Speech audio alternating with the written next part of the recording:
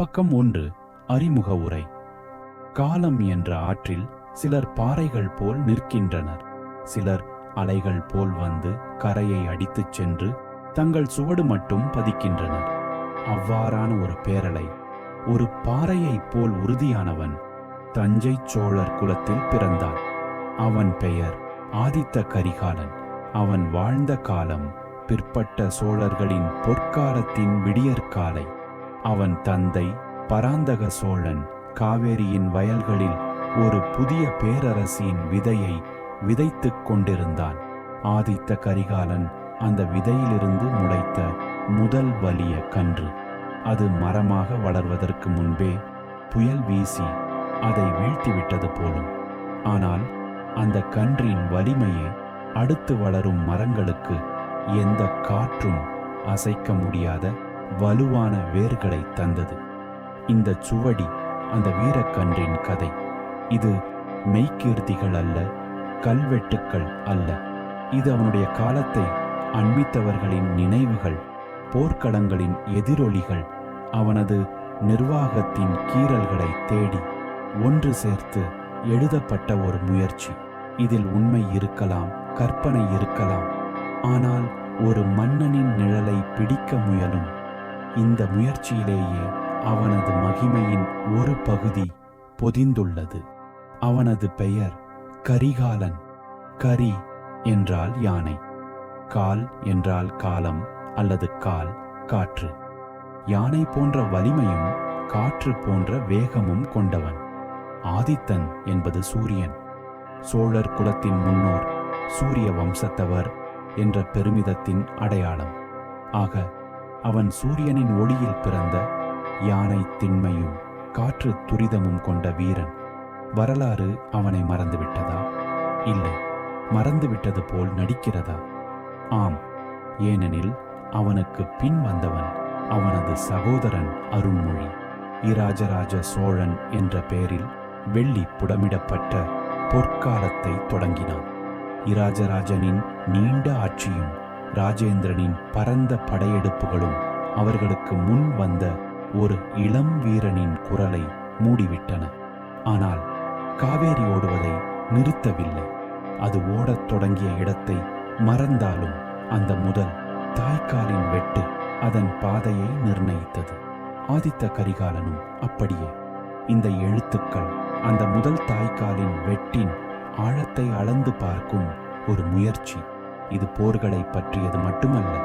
ஆட்சி, நீர், நெல், கலை, சமயம், சதி, சாவு இவை அனைத்தும் இதில் உண்டு. தொடங்குவோம்.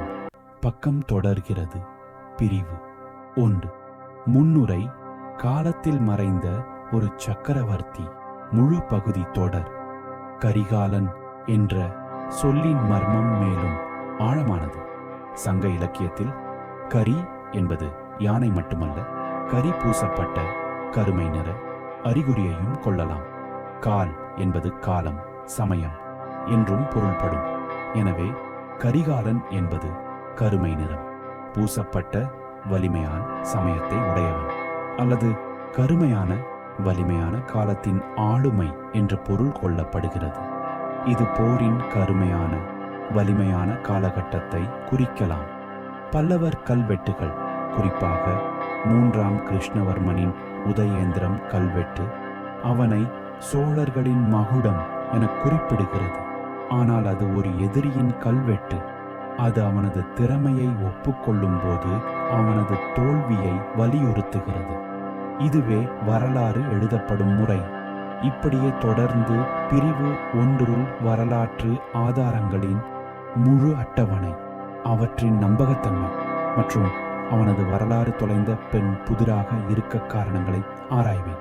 மேலே உள்ளதொரு மாதிரி இந்த வடிவத்தை பின்பற்றி மீதமுள்ள 11 பிரிவுகளையும் ஒவ்வொன்றும் குறைந்தது 200 சொற்கள் கொண்டதாக, விரிவாகவும் ஆராய்ச்சி நிறைந்ததாகவும் கதை சொல்லும் பாணியிலும் எழுத வேண்டும். ஒவ்வொரு பிரிவும் சுவடியின் பாணியை பின்பற்றும். ஏகா. பக்கம் 45. பிரிவு 2 வம்சவேரில் பிறப்பு என்று தொடங்கி பின்னர் விளக்கமான காவியம் போன்ற உரையை தொடரும். நேரடி மேற்கோள்கள், கற்பனை, கல்வெட்டுகள், கவிதை வரிகள், கலிங்கத்துப் பிரணியிலிருந்து ஆகியவற்றை உள்ளடக்கும்.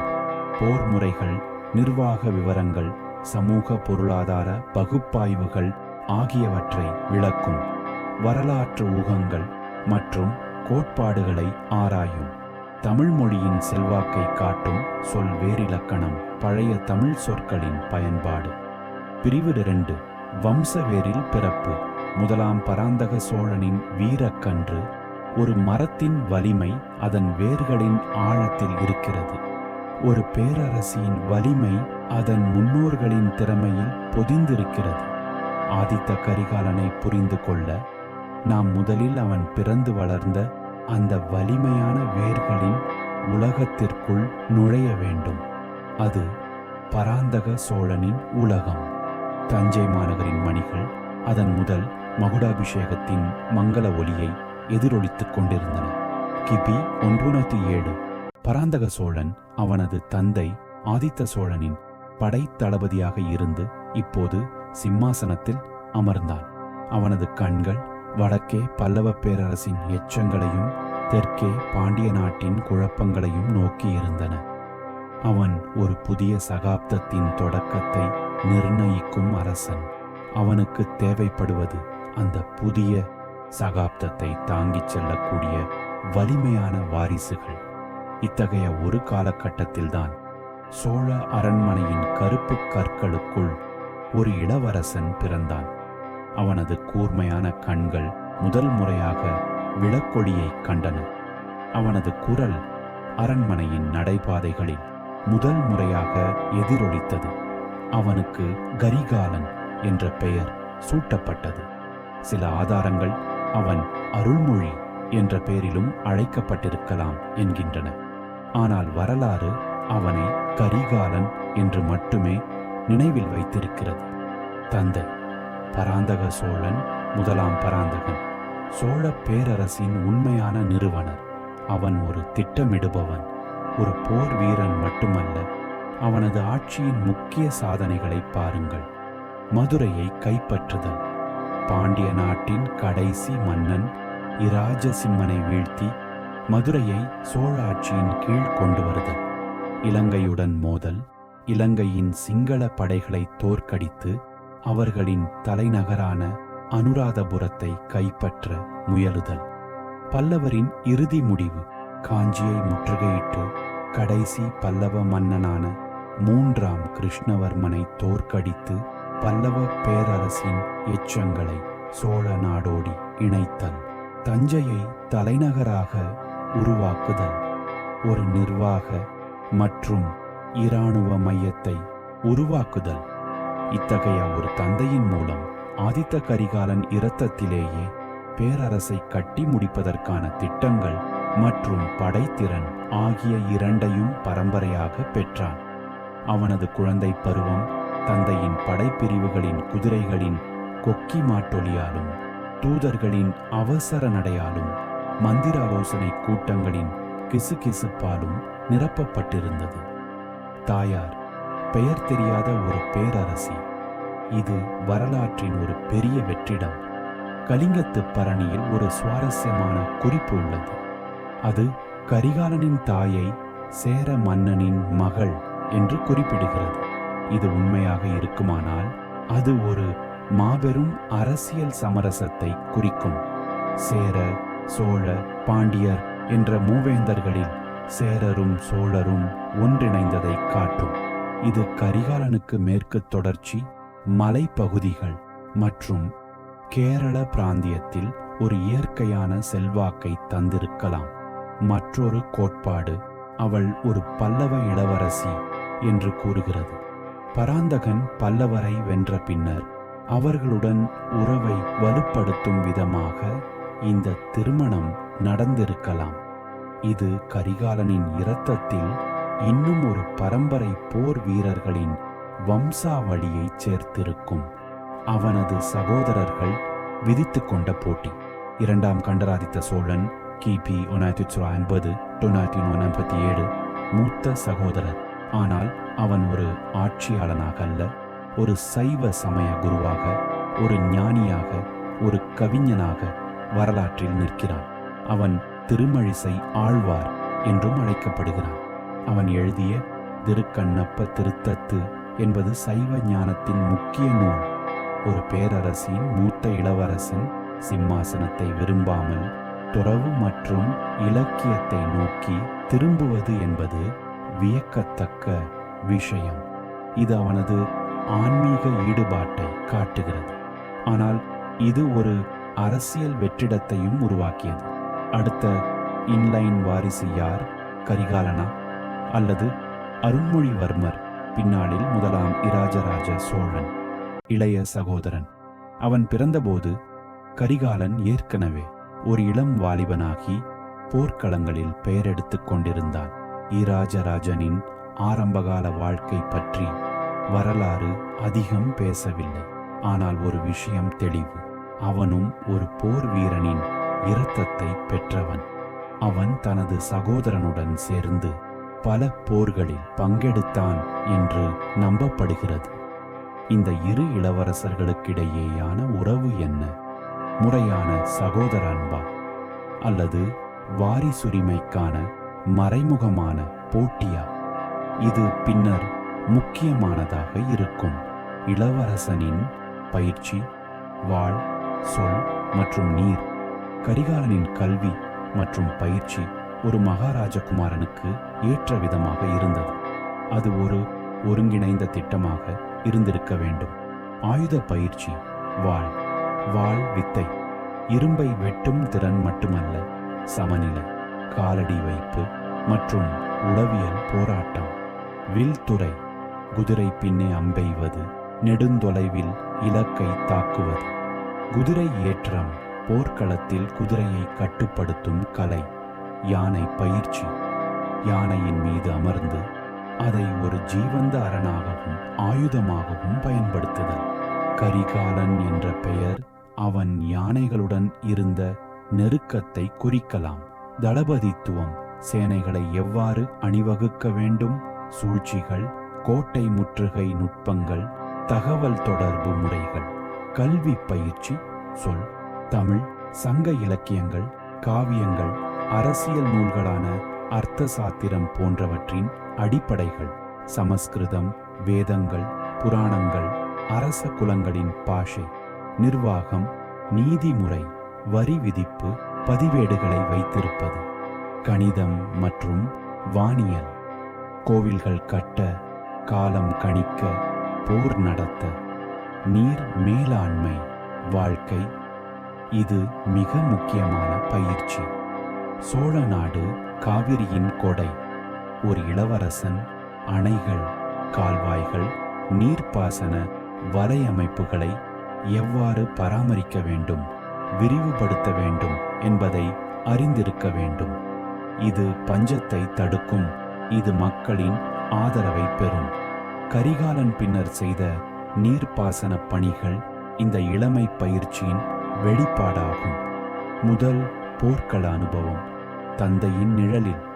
கரிகாலன் தனது இளம் பருவத்திலேயே தனது தந்தையுடன் போர்க்களங்களுக்கு சென்றிருக்க வேண்டும்.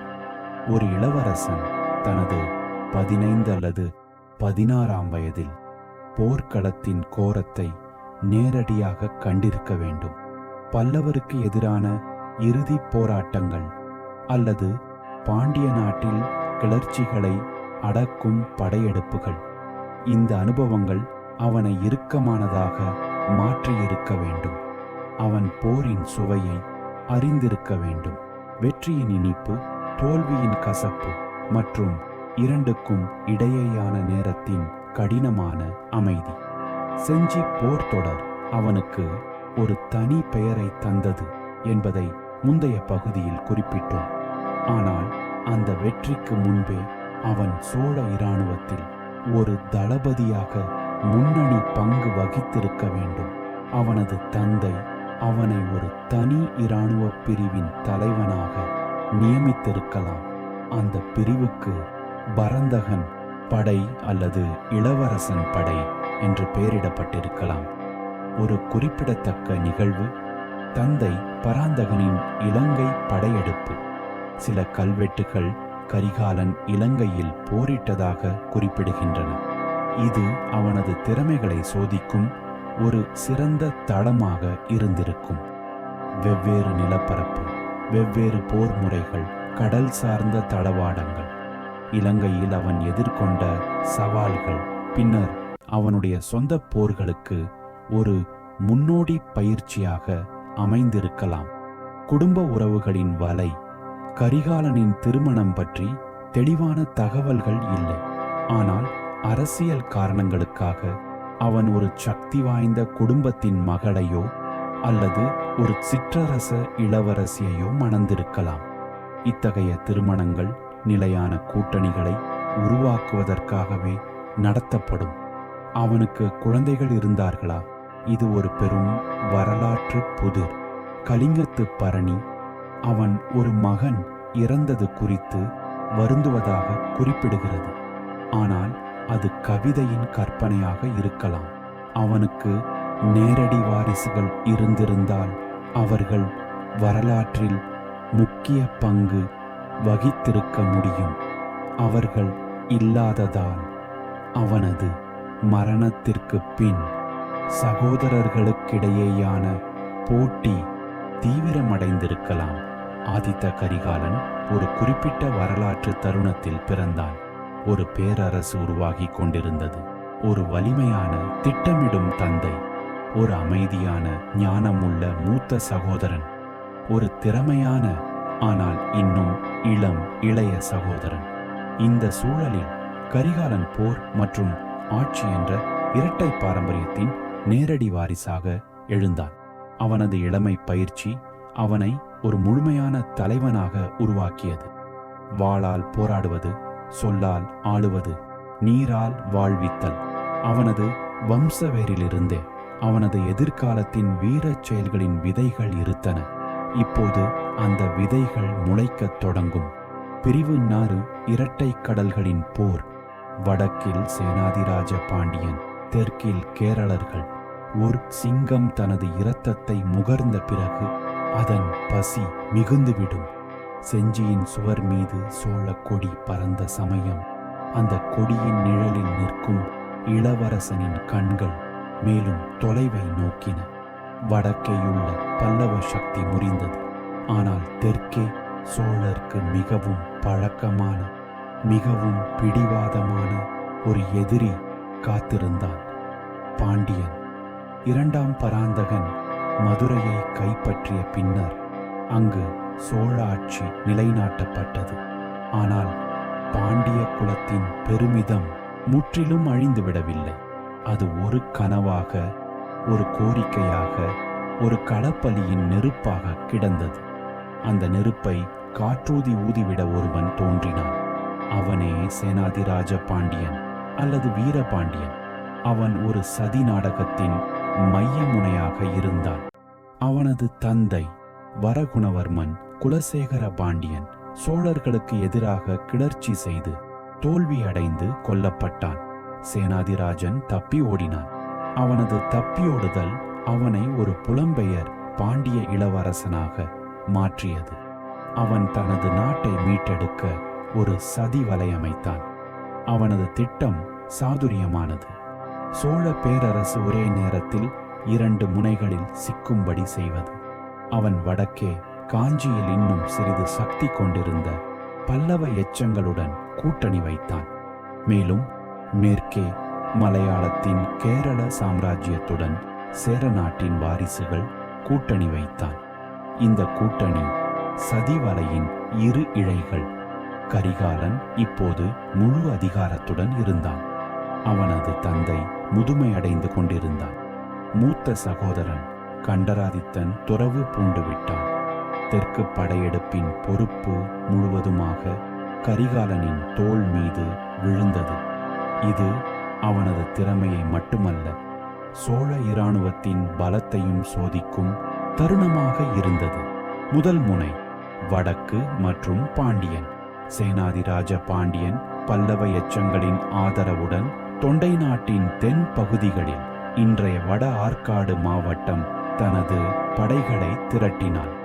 அவன் பழைய பாண்டிய ஆதரவாளர்களை திரட்டினான். அவனது கூற்று மதுரையை மீட்கவும் சோழ அடக்குமுறையை தகர்க்கவும். இந்த அச்சுறுத்தல் நேரடியானது. கரிகாலன் வடக்கே செல்ல வேண்டும். ஆனால் இரண்டாம் முனை மேற்கு மற்றும் கேரளர்கள். கேரள கடற்படை மேலை கடற்கரையில் உள்ள சோழ குடியேற்றங்கள் மற்றும் வணிக துறைமுகங்களின் மீது தாக்குதல் தொடுத்தது. கேரளர்கள் கடல் வழி போரில் வல்லவர்கள். அவர்களது உடம்கள் வேகமானவை. அவர்களது தாக்குதல் முறைகள் திடீர் என்பதால் பிரபலம். அவர்கள் நாகப்பட்டினம் அல்லது பூம்புகார் போன்ற பெரிய துறைமுகங்களை தாக்க முடியும். மேலும் அவர்கள் சேனாதிராஜ பாண்டியனுடன் கூட்டணி வைத்திருந்ததால் அவர்கள் பாண்டியனுக்கு ஆதரவாக கிழக்கு கடற்கரையில் இறங்கி சோழ படைகளை பின்னால் இருந்து தாக்கும் ஆபத்தும் இருந்தது. கரிகாலனின் சவால் ஒரே நேரத்தில் 2 கடல் கடந்த போரை நடத்த வேண்டியிருந்தது. கிழக்கு கடற்கரையில் வங்காள விரிகுடா ஒரு கடற்படையையும் மேற்கு கடற்கரையில் அரபிக்கடல் மற்றொரு கடற்படையையும் நிர்வகிக்க வேண்டும். இது ஒரு மாபெரும் லாஜிஸ்டிக்ஸ் மற்றும் தகவல் தொடர்பு சவால். கரிகாலனின் பதில் என்ன? பிரிந்து செயல்படுதல். 1. கிழக்கு கடற்படையின் தலைமை. கரிகாலன் தனது நம்பகமான அதிகாரிகளில் ஒருவரை ஒரு நவீன சோழ கடற்படை பிரிவின் தலைவராக நியமித்திருக்கலாம். அவரது பணி மேற்கு கடற்கரையில் இருந்து வரும் எந்த கேரள தாக்குதலையும் தடுத்து நிறுத்துவது, மேலும் சோழ வணிக கப்பல்களை பாதுகாப்பது.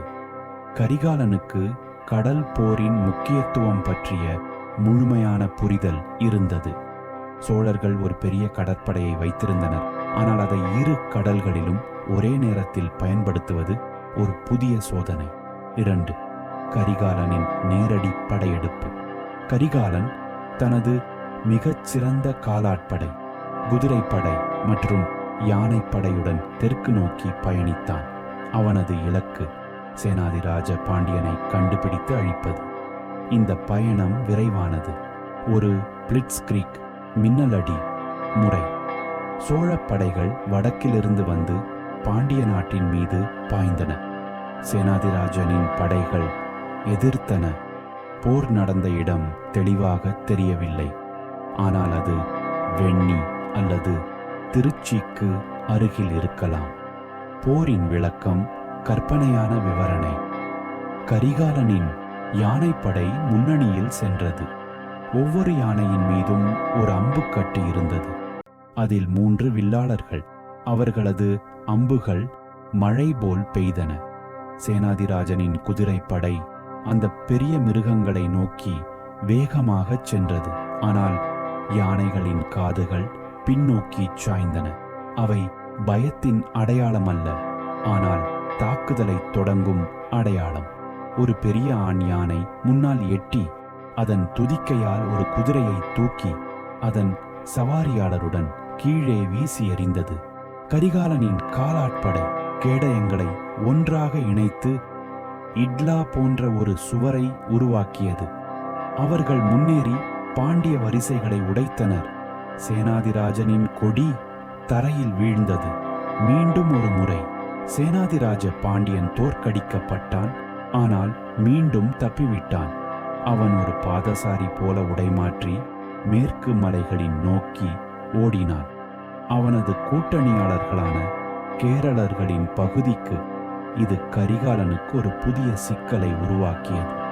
பாண்டியன் இப்போது கேரள பிரதேசத்தில் தஞ்சம் புகுந்தான். அவனை பின்தொடர்வது என்றால் மலைப்பாதைகளில் போர் செய்வது மற்றும் கேரள சாம்ராஜ்யத்துடன் நேரடி மோதலை தேடுவது. 2ஆம் கடற்போர் முனை. இந்த நேரத்தில் கிழக்கு கடற்படை தலைவரிடமிருந்து செய்தி வந்தது.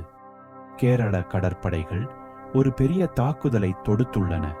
ஆனால் சோழர்கள் அவர்களை தடுத்து நிறுத்தியுள்ளனர். கடலில் ஒரு பெரிய மோதல் நடந்திருக்க வேண்டும். சோழர்களின் பெரிய வலிமையான கப்பல்களும் கேரளர்களின் வேகமான ஓடம்களும் மோதி இருக்க வேண்டும். போர் முடிவு கேரள கடற்படை பின்வாங்கியது. அவர்களது கூட்டணி தளபதி சேனாதிராஜனின் தோல்வியை அறிந்த பின்னர் அவர்களது மனோபலம் குறைந்திருக்கலாம். கரிகாலனின் முடிவு ஒரு துணிச்சலான நகர்வு. தப்பியோடிய சேனாதிராஜனை பின்தொடர்வதா அல்லது திரும்பி நிலையை உறுதிப்படுத்துவதா? கரிகாலன் ஒரு நடுத்தர வழியை தேர்ந்தெடுத்தான். அவன் மேற்கு மலை தொடர்களின் அடிவாரத்தை நோக்கி நகர்ந்தான். அவன் கேரள எல்லைக்கு அருகில் ஒரு வலிமையான இராணுவ முகாமை அமைத்தான். இது ஒரு தெளிவான செய்தி.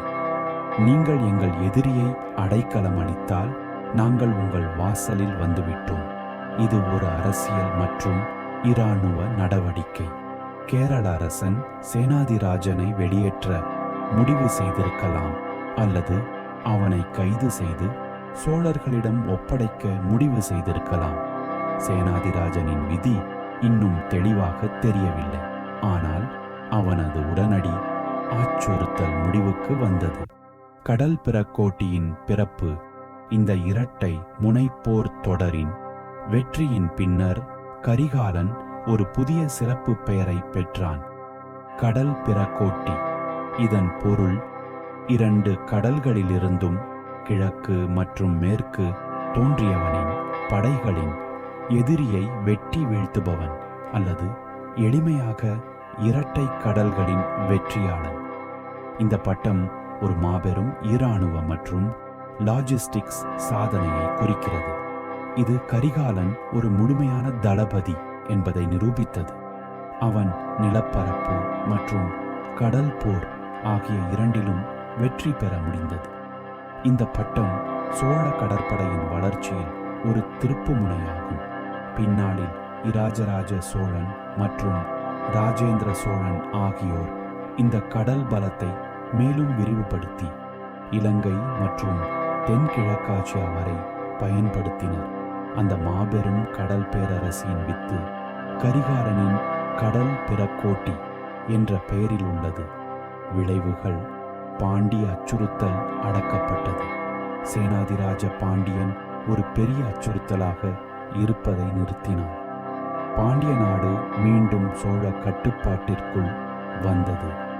கேரள சக்தி கட்டுப்படுத்தப்பட்டது. கேரளர்கள் சோழ வலிமையை உணர்ந்தனர்.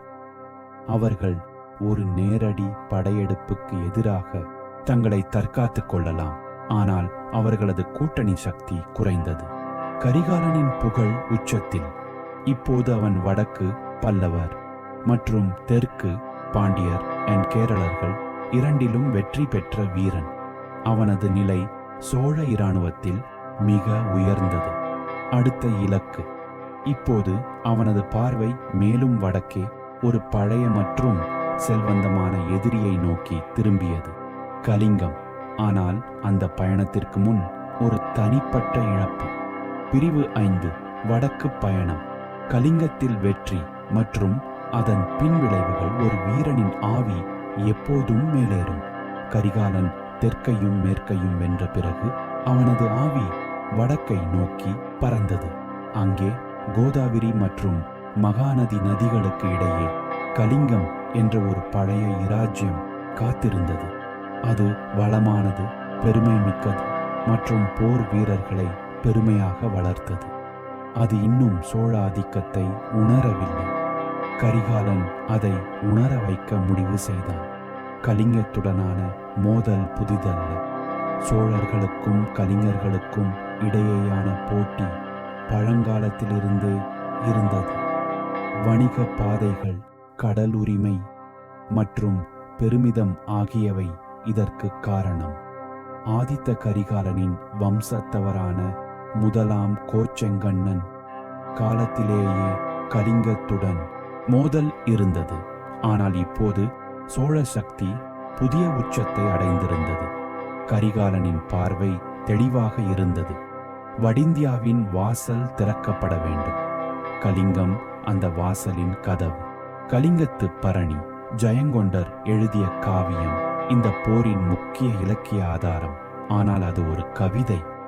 வரலாற்று நிகழ்வுகளை மிகைப்படுத்தி கற்பனையுடன் கலந்து எழுதப்பட்டது. அதை வரலாற்று உண்மை என்று எடுத்துக்கொள்ள முடியாது. ஆனால் அதன் சித்தரிப்புகளில் போரின் கடுமை, கரிகாலனின் தீரம் மற்றும் வெற்றியின் விலை ஆகியவற்றின் அடிப்படை உண்மைகள் பொதிந்துள்ளன. போரின் காரணங்கள் செல்வம், கலிங்கம் முத்து, யானை மற்றும் மசாலா வணிகத்தில் புகழ் பெற்றது. சோழர்கள் கடல் வணிகத்தை விரிவுபடுத்துவதற்காக கலிங்கத்தின் வளங்களை கட்டுப்படுத்த விரும்பியிருக்கலாம். பாதுகாப்பு, வடக்கிலிருந்து வரும் எந்த படையெடுப்புக்கும் கலிங்கம் ஒரு தடுப்பாக இருந்தது. அதை கட்டுப்படுத்துவது சோழர்களின் வடக்கு பகுதியை பாதுகாக்கும். பெருமிதம், கரிகாலன் ஏற்கனவே பல்லவர், பாண்டியர், கேரளர் ஆகியோரை வென்றிருந்தான். கலிங்கத்தை வெல்வது அவனது பெயரை ஒரு பேரரசருடன் இணைக்கும். படையெடுப்பு, கரிகாலன் ஒரு பெரிய படையுடன் வடக்கு நோக்கி பயணித்தான். படையில் காலாட்படை, குதிரைப்படை, யானைப்படை மற்றும் கடற்படையின் ஒரு பகுதி ஆகியவை அடங்கும். கடற்படை கடலோரமாக நகர்ந்து படையை ஆதரித்திருக்க வேண்டும். பயணம் நீண்டது. தஞ்சையிலிருந்து கலிங்கத்திற்கு நூற்றுக்கணக்கான மைல்கள். வழியில் சோழர்களின் நட்பு நாடுகளான வேங்கி சாளுக்கியர்கள், கீழை சாளுக்கியர்கள் உதவி செய்திருக்கலாம். கலிங்கத்து பரணியின் சித்தரிப்பு காவியம் போரை மிகவும் கடினமானதாக சித்தரிக்கிறது. கலிங்க மன்னன் ஒரு சக்தி வாய்ந்த எதிரி. அவனது படைகள் பீரங்கிகளை போன்று சுட்டதாக காவியம் கூறுகிறது. இது ஒரு மிகைப்படுத்தலாக இருக்கலாம், அல்லது சில வகை அடுக்கு வில்லுக்களை குறிக்கலாம். கரிகாலனின் படைகள் கடுமையாக எதிர்த்தன. ஒரு கற்பனையான போர்க்காட்சி. கலிங்கத்து பரணி அடிப்படையில் கரிகாலனின் யானைகள் கலிங்க யானைகளை எதிர்கொண்டன. அவை மலைகளைப் போல் நின்றன. ஒவ்வொரு யானையின் மீதும் ஒரு கோபுரம் இருந்தது. அதில் வில்லாளர்கள் நின்று அம்புகளை விட்டனர். அம்புகள் மழை போல் பெய்தன. கரிகாலனின் குதிரைப்படை கலிங்க காலாட்படையின் வரிசைகளை உடைத்து அவர்களை சிதறடித்தது. ஆனால் கலிங்கர்கள் பின்வாங்கவில்லை. அவர்கள் தங்கள் நாட்டை பாதுகாக்க முற்றிலும் தீர்மானமாக இருந்தனர். வெண்ணி போர். போர் இன்றைய ஆந்திர பிரதேசத்தில் உள்ள வெண்ணி பகுதியில் கோதாவரி மற்றும் கிருஷ்ணா நதிகளுக்கு இடையே நடந்திருக்கலாம் என்று கருதப்படுகிறது. இது ஒரு பெரிய இரத்தம் தோய்ந்த போராக இருந்திருக்க வேண்டும். காவியத்தின்படி கரிகாலனின் மகன் அவனுக்கு மகன் இருந்தானா என்பது தெளிவாக இல்லை. இந்த போரில் கொல்லப்பட்டான். இது கரிகாலனுக்கு ஒரு பெரும் அடியாக இருந்திருக்க வேண்டும். கரிகாலனின் கோபம், மகனின் மரணம் கரிகாலனை மிகவும் கோபமூட்டி இருக்க வேண்டும். காவியம் அவன் தனது கோபத்தில் கலிங்கத்தை முழுவதுமாக அழிக்க முயன்றதாக கூறுகிறது. அவன் நகரங்களை எரித்தான், வயல்களை அழித்தான், மக்களை கொன்றான் என்று கூறப்படுகிறது. ஆனால் இது கவிதையின் மிகைப்படுத்தலாக இருக்கலாம். வரலாற்றில் போரின் பின்னர் கலிங்கம் சோழர்களின் கட்டுப்பாட்டிற்கு உட்பட்டதா இல்லையா என்பது தெளிவாக இல்லை. சில கல்வெட்டுகள் கரிகாலன் கலிங்கத்தை வென்றதை குறிப்பிடுகின்றன. ஆனால் அது நிரந்தரமான கைப்பற்றல் அல்ல, வெற்றியின் பரிசு. இந்த வெற்றியின் பின்னர் கரிகாலன் கலிங்கத்தை வென்றான் என்ற பட்டத்தை பெற்றான். இது அவனது பெயரோடு சேர்த்து அழைக்கப்பட்டது. இது அவனது இராணுவ திறமையின் உச்சமாக கருதப்படுகிறது.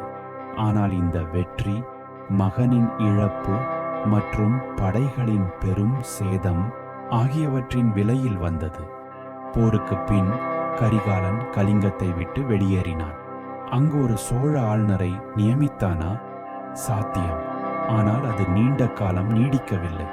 கலிங்கம் விரைவில் சுதந்திரம் பெற்றிருக்கலாம். ஆனால் இந்த வெற்றியின் முக்கியத்துவம் சோழ இராணுவத்தின் பலத்தை வடிந்தியாவுக்கு எடுத்துச் சென்றது என்பதில் உள்ளது. இது பின்னாளில் ராஜேந்திர சோழனின் கங்கை கொண்ட சோழபுரம் படையெடுப்புக்கு ஒரு முன்னோடியாக அமைந்தது. திரும்பும் பயணம். கரிகாலன் தஞ்சை திரும்பினான். ஆனால் இப்போது அவன் முன்பை விட வேறு ஒருவனாக இருந்தான். போர் அவனை கடினப்படுத்தியிருந்தது. மகனின் இழப்பு அவனை வேதனைப்படுத்தியிருந்தது. அவன் ஒரு வெற்றி வீரன், ஆனால் ஒரு துக்கத்தில் மூழ்கியவன். இந்த நிலையில் தந்தை பராந்தக சோழனின் இறப்பு என்ற செய்தி வந்தது. இந்த பிரிவு கலிங்கப் போரை விரிவாக விவரிக்கிறது. கலிங்கத்து பரணியின் மேற்கோள்கள், வரலாற்று ஆதாரங்களுடனான ஒப்பீடு மற்றும் போரின் அரசியல் விளைவுகள் ஆகியவை அடங்கும். பிரிவு 6 தந்தை மறைவும் அதிகார போராட்டமும். ஒரு பேரரசின் சந்திப்பு. ஒவ்வொரு மன்னனும் இறக்கிறான். ஆனால் ஒரு பேரரசன் இறக்கும் போது அவனது இறப்பு ஒரு வெற்றிடத்தை உருவாக்குகிறது. அந்த வெற்றிடத்தில் பழைய பகைமைகள் மீண்டும் எழுகின்றன, மறைந்த ஆசைகள் மேலெழுகின்றன மற்றும் வாரிசுகள் ஒருவருக்கெதிராக ஒருவர் நிற்கிறார்கள். பராந்தக சோழனின் இறப்பு கிபி 1215 அத்தகைய ஒரு வெற்றிடத்தை உருவாக்கியது. பராந்தகன் ஒரு நீண்ட ஆட்சியை நடத்தினான். அவன் ஒரு பேரரசை நிறுவினான், ஆனால் அதை நிலைநிறுத்த முடியவில்லை. அவனது காலத்தின் பிற்பகுதியில் சோழ அதிகாரம் தளர்ச்சி அடைந்தது. பாண்டியர், கேரளர், சிங்களர் ஆகியோர் கிளர்ச்சி செய்தனர். பராந்தகன் முதியவனாகி போரிடும் திறன் இழந்துவிட்டான்.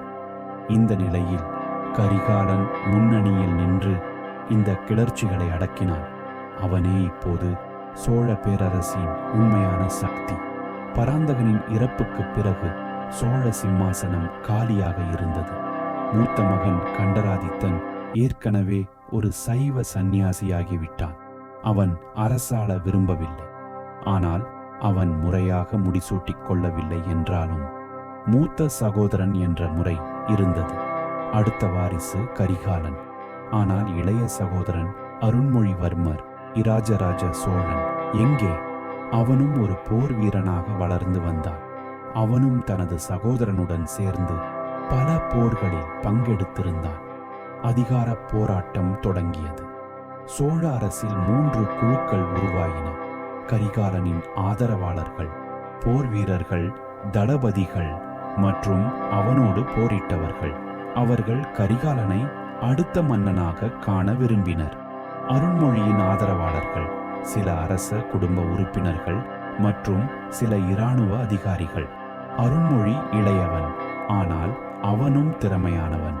கண்டராதித்தனின் ஆதரவாளர்கள், சைவ மடங்கள், புரோகிதர்கள் மற்றும் சில பழைய அமைச்சர்கள். அவர்கள் கண்டராதித்தன் முடிசூட வேண்டும் என்று விரும்பினர்.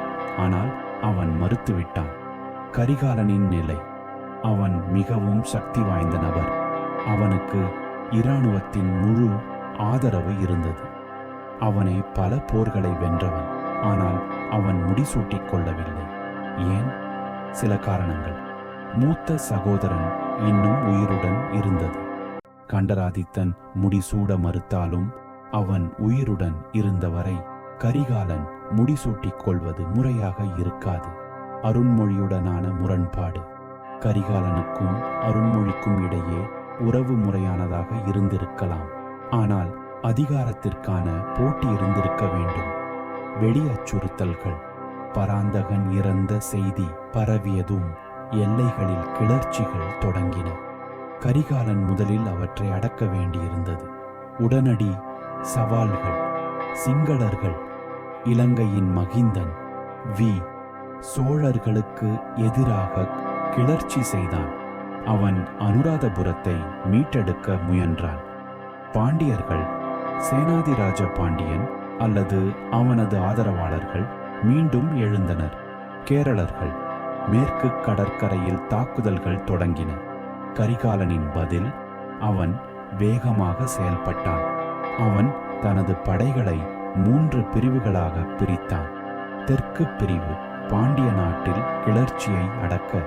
மேற்கு பிரிவு கேரள தாக்குதல்களை தடுத்து நிறுத்த.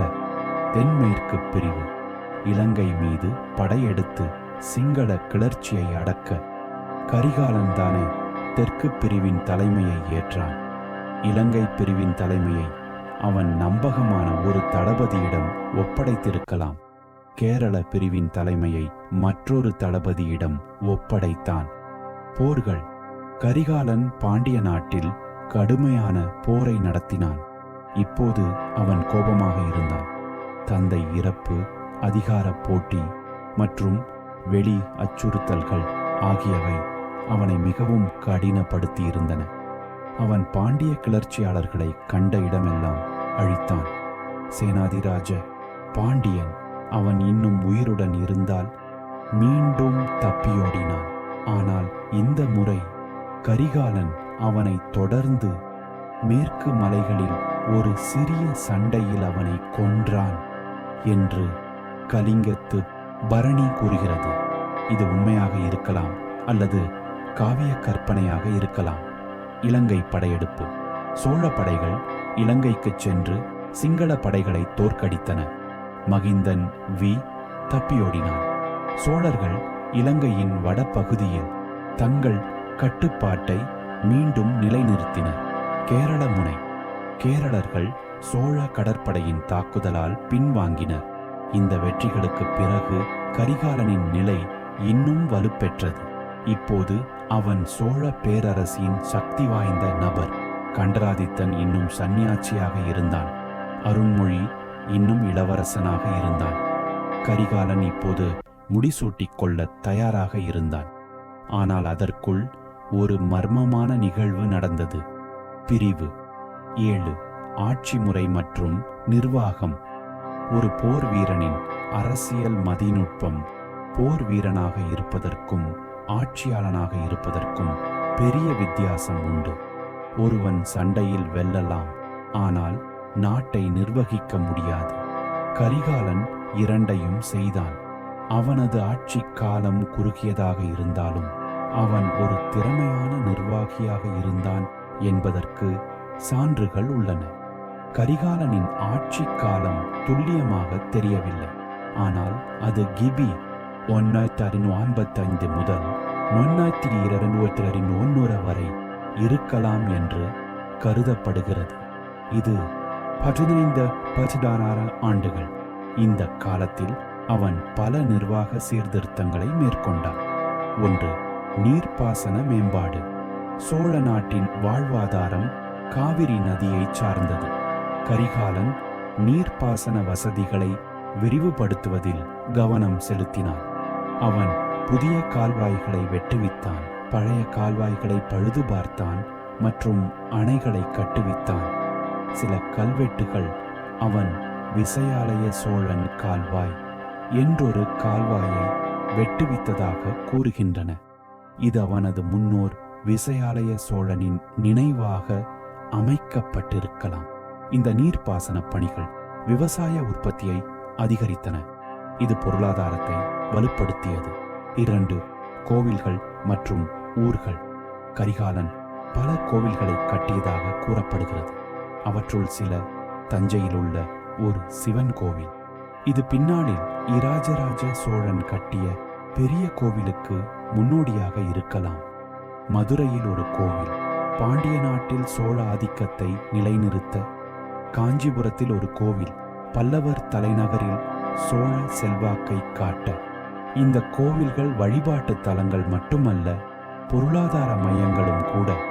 அவை நிலக்கொடைகளை பெற்றன, விவசாயத்தை ஊக்குவித்தன மற்றும் கலை மற்றும் கைவினை திறன்களை வளர்த்தன. 3. நிர்வாக சீர்திருத்தங்கள். கரிகாலன் நிர்வாகத்தை மையப்படுத்த முயன்றான். அவன் உள்ளூர் சபைகள், ஊராட்சி மன்றங்கள் வழியாக நிர்வாகத்தை நடத்தினான். ஆனால் அவற்றின் மீது மேலாண்மை கொண்டிருந்தான்.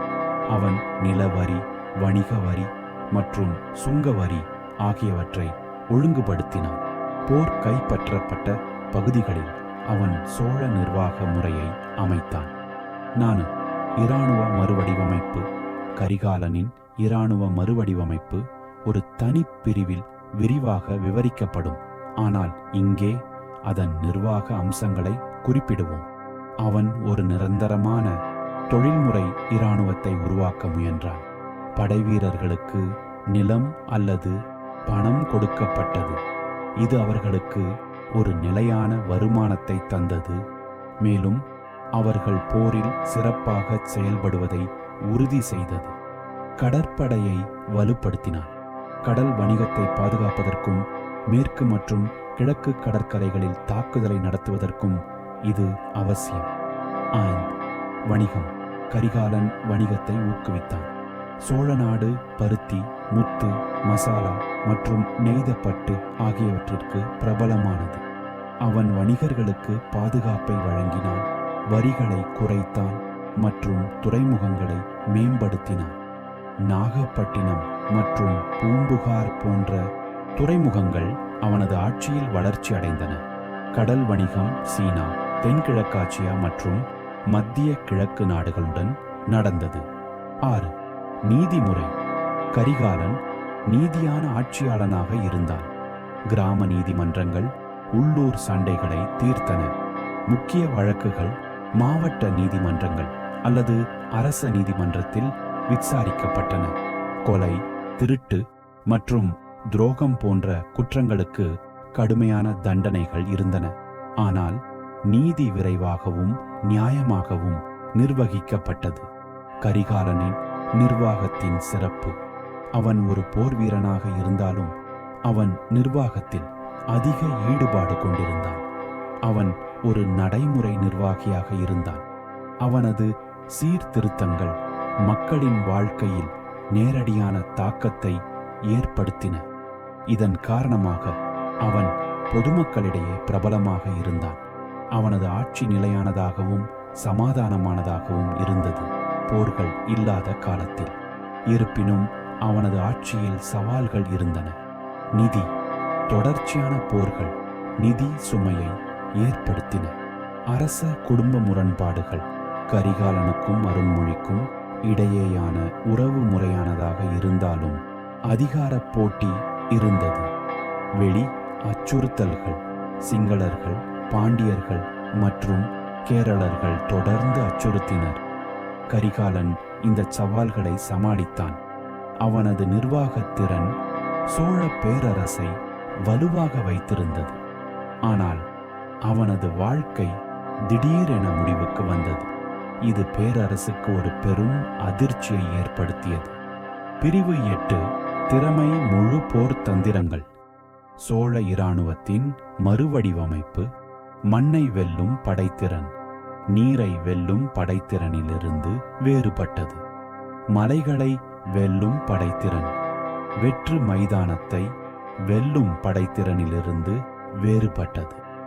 ஒரு மாபெரும் சாம்ராஜ்யத்தின் இராணுவம் இவை அனைத்தையும் ஒரே நேரத்தில் செய்ய தயாராக இருக்க வேண்டும். கரிகாலன் இந்த உண்மையை நன்கு அறிந்திருந்தான். அவனது சொந்த போர் அனுபவங்கள், செஞ்சியின் கோட்டைகள், கலிங்கத்தின் வெண்ணி சமவெளிகள், கேரளத்தின் கடற்கரைகள் அவனுக்கு பலவிதமான சவால்களை கொண்டு வந்தன. இதன் விளைவாக அவன் சோழ இராணுவத்தை ஒரு பல்துறை, நெகிழ்வான மற்றும் கொடூரமான படையாக மறுவடிவமைத்தான். இந்த மறுவடிவமைப்புதான் பின்னாளில் ராஜராஜ சோழனின் வெற்றிகளுக்கு அடித்தளமாக அமைந்தது. காலாட்படையின் உருமாற்றம், உறுதியான அஸ்திவாரம். முன்னைய சோழர்களின் காலாட்படை முக்கியமாக கிராமப் படைகளாக குடாப்படை இருந்தது. கரிகாலன் இதை ஒரு நிரந்தரமான தொழில்முறை படையாக மாற்றினான். ஆயுதங்களில் வளர்ச்சி. நீண்ட ஈட்டிகள், வேல், உயரமான கேடயங்கள், பரிசா, நீண்ட வாள்கள், வாட்கள், வில் மற்றும் அம்பு ஆகியவை நிலையான ஆயுதங்களாகின. கரிகாலன் கலிங்கத்தில் காணப்பட்ட அடுக்கு வில்லாளர்கள் அல்லது விற்படை போன்ற புதிய யோசனைகளை அறிமுகப்படுத்தியிருக்கலாம். படைப்பிரிவுகளின் ஒழுங்கமைப்பு. காலாட்படை சிறிய, எளிதில் கட்டுப்படுத்தக்கூடிய அலகுகளாக பிரிக்கப்பட்டது. ஒவ்வொரு அலகுக்கும் ஒரு தனித்துவமான கொடி மற்றும் சைகை முறை இருந்தது. இது போர்க்களத்தில் தகவல் தொடர்பை மேம்படுத்தியது. பயிற்சி மற்றும் உணவு. படைவீரர்களுக்கு ஒருங்கிணைந்த பயிற்சி கொடுக்கப்பட்டது. அவர்களின் சம்பளம் நிலம் அல்லது பணம் முறையாக வழங்கப்பட்டது. இது அவர்களின் நம்பகத்தன்மை மற்றும் விசுவாசத்தை அதிகரித்தது. 2. குதிரைப்படையின் முக்கியத்துவம். வேகத்தின் கூர்மை. தென்னிந்தியாவில் குதிரைகள் குறைவாகவே இருந்தன, மேலும் பெரும்பாலும் வட இந்தியாவிலிருந்து இறக்குமதி செய்யப்பட்டன. கரிகாலன் குதிரைப்படையின் முக்கியத்துவத்தை உணர்ந்தான். குறிப்பாக திறந்த சமவெளி போர்களில் சிறப்பு படைப்பிரிவுகள் குதிரைப்படை வேகமான தாக்குதல் நடத்தவும், எதிரியின் பின்புறத்தில் சீற்றத்தை ஏற்படுத்தவும் மற்றும் பின்வாங்கும் எதிரிகளை துரத்தவும் பயன்படுத்தப்பட்டது. குதிரைகளின் தரம். வட இந்தியா மற்றும் அரேபியாவிலிருந்து சிறந்த குதிரைகளை இறக்குமதி செய்வதில் கவனம் செலுத்தப்பட்டது. குதிரைப்படை வீரர்களுக்கு சிறப்பு பயிற்சி கொடுக்கப்பட்டது. போர் தந்திரங்கள். குதிரைப்படையின் அலகு ஒரு வளைவாக நகர்ந்து எதிரியின் பக்கவாட்டில் தாக்கும் போன்ற உத்திகள் பயன்படுத்தப்பட்டிருக்கலாம். யானைப்படையின் பேராற்றல். நகரும் கோட்டைகள். கரிகாலனுக்கு கரி யானை என்ற பெயர் இருந்தது. அவன் யானைப்படையை ஒரு பயங்கரமான ஆயுதமாக மாற்றினான். போர்க்கள யானைகள் போர்க்களத்தில் பயன்படுத்த சிறப்பாக பழக்கப்பட்ட பெரிய ஆண் யானைகள் தேர்ந்தெடுக்கப்பட்டன. ஒவ்வொரு யானையின் மீதும் ஒரு மரக்கோபுரம் ஹவுதா இருந்தது. அதில் 3 வீரர்கள் இருப்பர். ஒருவர் யானையை இயக்க 2 வில்லாளர்கள். போர் முறைகள். யானைகள் எதிரியின் காலாட்படை வரிசைகளை உடைக்க பயன்படுத்தப்பட்டன. அவற்றின் பாரம் மற்றும் பலம் எதிரியின் மனோபலத்தை உடைக்கும். கரிகாலன் யானைகளின் மீது தீப்பொறிகள் கட்டி எதிரியின் நிலைகளை தாக்கும் அக்னி யானைகள் போன்ற உத்திகளை அறிமுகப்படுத்தி இருக்கலாம். பழக்கமும் பராமரிப்பும். யானைகளுக்கான சிறப்பு பள்ளிகள் இருந்தன. அவை நன்றாக உணவளிக்கப்பட்டன மற்றும் கவனித்துக் கொள்ளப்பட்டன. கடற்படையின் கட்டுக்கோப்பு. கடல் பிறக்கோட்டியின் படை. கரிகாலனின் மிகப்பெரிய பங்களிப்பு கடற்படையின் வளர்ச்சி. அவனது கடல் பிறக்கோட்டி என்ற பட்டம் 2 கடல்களிலும் கிழக்கு மற்றும் மேற்கு போரிடும் திறனை குறிக்கிறது. கப்பல்களின் வகைகள். கடலோடிகள். நீண்ட தூர கப்பல்கள். பெரிய பல துடுப்புகள் கொண்ட கப்பல்கள் பாய்மரங்களுடன். அவை சீனா மற்றும் தென்கிழக்காசியாவுடன் வணிகத்திற்கும் இலங்கை போன்ற தொலைதூர படையெடுப்புகளுக்கும் பயன்படுத்தப்பட்டன. துரித படகுகள். வேகமான போர்க்கப்பல்கள். சிறிய வேகமான கப்பல்கள் போர்க்களத்தில் கையாள்வதற்கு எளிதானவை. அவை எதிரியின் கப்பல்களை சூழ்ந்து கொள்ளவோ தாக்கவோ பயன்படுத்தப்பட்டன. இரட்டை படகுகள். கட்டுமானம். 2 படகுகளை ஒன்றாக இணைத்து அதிக நிலைப்புத்தன்மை மற்றும் இடத்தை வழங்குவது. கடற்போர் உத்திகள். மூழ்கடிப்பு. எதிரியின் கப்பலை தாக்கி மூழ்கடிப்பது. கைப்பற்றுதல். எதிரியின் கப்பலில் ஏறி அதை கைப்பற்றுவது. தீயிடுதல். எதிரியின் கப்பல்களுக்கு தீ வைப்பது. தளவாடங்கள் மற்றும் துறைமுகங்கள். நாகப்பட்டினம், பூம்புகார், மாமல்லபுரம் போன்ற துறைமுகங்கள் கடற்படையின் தளங்களாக மாறின. அவை கப்பல்களை சரி செய்யும் கிடங்குகள், ஆயுத கிடங்குகள் மற்றும் படைவீரர்களின் பாரக்ஸுகளை கொண்டிருந்தன. 5. பொறியியல் மற்றும் முற்றுகை போர். கோட்டைகளை வீழ்த்தும் கலை. கரிகாலனின் போர்களில் பல கோட்டை முற்றுகைகள் இருந்தன. செஞ்சி, காஞ்சி. அவன் பொறியியல் படைகளை சாபகத்தி மேம்படுத்தினான். முற்றுகை எந்திரங்கள். பெரிய கவன்கள். படு எறியும் எந்திரங்கள். முற்றுகை எந்திரங்கள். கோட்டை சுவர்களை முட்டும் மற்றும் ஏணிகள். சுரங்கப்போர். கோட்டை சுவர்களுக்கு அடியில் சுரங்கம் வெட்டி அவற்றை இடிக்க முயற்சிப்பது. முற்றுகை கொத்தளங்கள். கோட்டையைச் சுற்றி தற்காலிக கொத்தளங்களை கட்டி நீண்ட கால முற்றுகை நடத்துவது. 6. தகவல் தொடர்பு மற்றும் உளவு. போரின் கண்கள் மற்றும் காதுகள். கரிகாலன் தகவல் தொடர்பு மற்றும் உளவு அமைப்பின் முக்கியத்துவத்தை அறிந்திருந்தார். கொடி மற்றும் முரசு சைகைகள், போர்க்களத்தில் கட்டளைகளை அனுப்ப எளிய மற்றும் விரைவான முறை.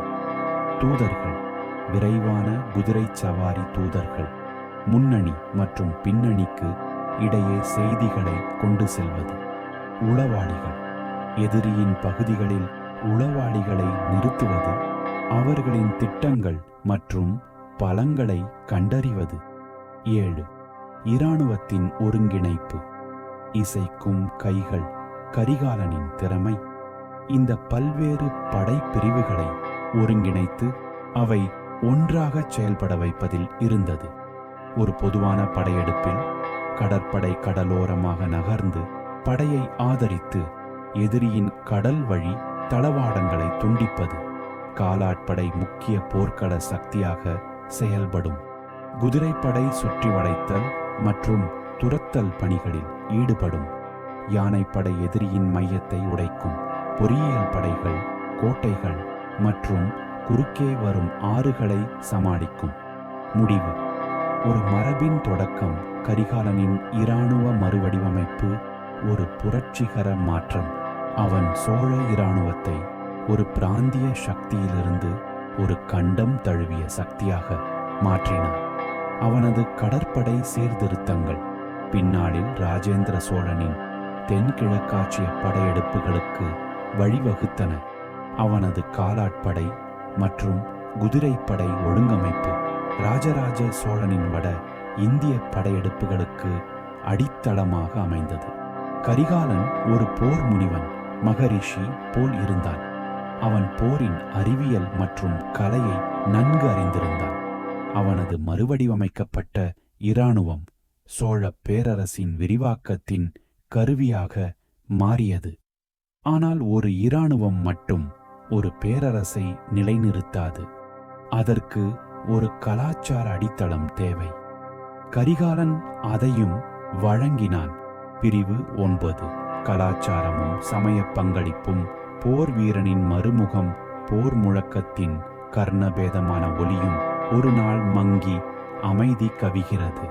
வாளின் கூர்மை தீப்பு வேலையை முடித்த பின் அதை உரையில் மாட்டுகிறார்கள். ஆனால் ஒரு மன்னன் வாழ்க்கையின் உண்மையான சுதை போர் முடிந்த பின் தொடங்குகிறது. கரிகாலன் மண்ணையும் கடலையும் வென்ற வீரன் களத்திலிருந்து திரும்பிய பின் ஒரு நிர்மாணகாரனாக, ஒரு புரவலனாக, ஒரு நீதியாளனாக மாறினான். அவனது கைகளில் இப்போது வாள்கள் இல்லை. சுவரை கட்டுவதற்கான அளவுகோலும் கோவிலை கணக்கிடுவதற்கான சாளரமும் இருந்தன. வரலாறு அடிக்கடி அவனது போர் திறனை பற்றி மட்டுமே பேசுகிறது. ஆனால் சோழ நாட்டின் உடலில் அவனது கலாச்சார தாக்கம் என்ற நரம்பு மண்டலம் இன்றும் துடிக்கிறது. 1. சிவனுக்கு ஒரு அரண். கோவில்களின் நிறுவனர் கரிகாலன் ஒரு பக்திமிக்க சைவன். அவன் சிவபெருமானின் தீவிர பக்தன். அவனது கல்வெட்டுகள் பரமமாஹேசுவரன், சிவபெருமானின் மிக உயர்ந்த பக்தன் என்று அவனை குறிப்பிடுகின்றன. இந்த பக்தி கல் மற்றும் செங்கல்களில் உருவாகியது. தஞ்சை தளபதி. அவனது தலைநகரான தஞ்சையில் அவன் ஒரு பெரிய சிவன் கோவிலை கட்டத் தொடங்கினான் என்பதற்கு சான்றுகள் உள்ளன. இந்த கோவில் அவனுக்கு பிறகு வந்த இராஜராஜ சோழனின் பிரகதீஸ்வரர் கோவிலுக்கு பெரிய கோவில் ஒரு முன்னோடியாக அல்லது ஒரு தனித்துவமான சிறு மாதிரியாக இருந்திருக்கலாம். அது காவேரியின் கரையில் படித்துறையுடன் கூடியதாக மையத்தில் ஒரு சிறிய விமானத்துடன் இருந்திருக்கும். இது இன்று இல்லை. இராஜராஜன் தனது மாபெரும் கோவிலை கட்டியபோது அதை இடித்தோ அல்லது உள்வாங்கியோ இருப்பான். மதுரையில் மீள் கட்டுமானம். பாண்டிய நாட்டை மீண்டும் கைப்பற்றிய பின் மதுரையில் உள்ள சிவன் கோவில்களை பழுதுபார்க்கவும் விரிவுபடுத்தவும் உத்தரவிட்டான். மீனாட்சி அம்மன் கோவிலின் ஆரம்பகால கட்டமைப்பில் கரிகாலனின் பங்கு இருக்கலாம் என்று சிலர் கருதுகின்றனர். அவன் மதுரையை ஒரு சோழ மாநகரமாக மாற்ற விரும்பினான். அதன் கோவில்களை புதுப்பிப்பது அந்த நோக்கத்தின் ஒரு பகுதி. காஞ்சியில் ஒரு குறிப்பு. பல்லவரை வென்ற பின் காஞ்சிபுரத்தில் உள்ள கைலாசநாதர் கோவிலுக்கு நன்கொடைகள் வழங்கினான். பல்லவர் தலைநகரில் சைவத்தை ஊக்குவிப்பது, அதன் மூலம் சோழ ஆதிக்கத்தை நிலைநிறுத்துவதற்கான ஒரு அரசியல் நடவடிக்கையாகும். 2. நீரும் நெல்லும் வாழ்வாதார கலாச்சாரம். கரிகாலனின் மிக பெரிய கலாச்சார பங்களிப்பு நீர்ப்பாசனத்தின் மூலம் விவசாயத்தை மேம்படுத்துவதில் அடங்கும். நீர் பகிர்வு என்பது ஒரு கலாச்சாரம். ஒரு கால்வாயை வெட்டுவது என்பது ஒரு கவிதை. விசயாலய சோழன் கால்வாய், இது அவனது மிக பிரபலமான பொது வேலை. அவனது முன்னோர் விசயாலய சோழனின் நினைவாக இதற்கு இப்பெயர் இடப்பட்டது. இந்த கால்வாய் காவேரியிலிருந்து தோண்டப்பட்டு ஆயிரக்கணக்கான ஏக்கர் புன்செய் நிலங்களை நன்செய்களாக மாற்றியது. இது ஒரு பெரிய பொறியியல் சாதனை. கால்வாய் கரையோரம் ஊர்கள் உருவாக்கப்பட்டன, கோவில்கள் கட்டப்பட்டன. ஊராட்சி மன்றங்களுடன் இணைப்பு, கால்வாய்களின் பராமரிப்பு மற்றும் நீர் பகிர்வு உள்ளூர் ஊராட்சி மன்றங்களின் ஊர் நாடு பெருநாடு கீழ் இருந்தது. கரிகாலன் இந்த முறையை ஊக்குவித்தான். இது ஒரு சமூக கலாச்சாரத்தை உருவாக்கியது. கூட்டுறவு, கடமை மற்றும் பொறுப்பு, வேளாண்மை விழாக்கள், நீர் வருகை, விதைப்பு, அறுவடை போன்றவற்றுடன் தொடர்புடைய பல பண்டிகைகள் மற்றும் சடங்குகள் இருந்தன. கரிகாலன் இவற்றை இராஜாங்க விழாக்களாக ஆக்கினான். நாட்டுப்புற கலாச்சாரமும் அரச கலாச்சாரமும் இணைந்தன. 3. சொல்லின் செல்வம். இலக்கியத்தின் புரவலன். கரிகாலன் ஒரு படைப்பாளியாக இருந்தானா? அது தெரியவில்லை. ஆனால் அவன் ஒரு புரவலனாக இருந்தான் என்பதில் சந்தேகமில்லை. அவனது அரசவையில் புலவர்கள், கவிஞர்கள், சமஸ்கிருத பண்டிதர்கள் இருந்தனர். தமிழ் புலவர்கள். அவனது ஆட்சி காலத்தில் சிறந்த தமிழ் புலவர்கள் வாழ்ந்தனர் என்று நம்பப்படுகிறது.